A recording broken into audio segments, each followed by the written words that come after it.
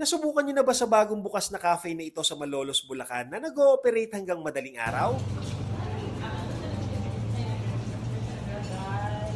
Hi mga kuya! Welcome to Bar Coffee! Alam niyo ba na konsepto ito ng magpipinsan na palaging gising hanggang madaling araw na mahilig magkape at kumain kaya naisipan nilang magtayo ng tambayan, kainan at kapihan in one. Dito nga pala yan sa Le Bar Coffee na located sa Blas Ople Diversion Road, Barangay Bulihan, City of Malolos, Bulacan na nag-ooperate simula 10 a.m. hanggang alas 3 ng madaling araw. Ang ganda ng cafe nila, maaliwalas, nakaka-relax ang ambience, may mga available din na mga electrical outlets kaya hindi na kayo mamumroblema sa mga gadgets nyo. Kumpleto sila dito from snacks, rice meals, pasta, bread and pastries, at syempre, coffee and non-coffee drinks. At ilan nga sa mga food and drinks nila ay sinubukan natin gaya nitong kanilang truffle pasta na one of my favorite sa mga sinerve nila sa akin. Nasubukan ko din itong rich and savory nilang carbonara. Nag-order din ako ng baksilog, messy fries, beef gyudon, at itong kanilang flavored chicken wings na may fries. Sa bread and pastries nila, sinubukan ko itong Boston cream at saka yung blueberry cheesecake nila. Grabe, sakto lang ang tamis, hindi nakakaumay, hindi rin overpower yung blueberry jam, kaya hindi niya natabunan yung lasa ng cheesecake. Gusto ko to, promise, bagay na bagay ito dun sa latte na in-order ko. Natikman din namin yung matcha vanilla ice cream at salted caramel. Ang ganda ng vibe dito sa cafe nila at for me, one of the best to dito sa Malolos. Subukan nyo rito sa Le Bar, hindi ako mapapahiya sa inyo dito, promise. O paano mga tet kuya?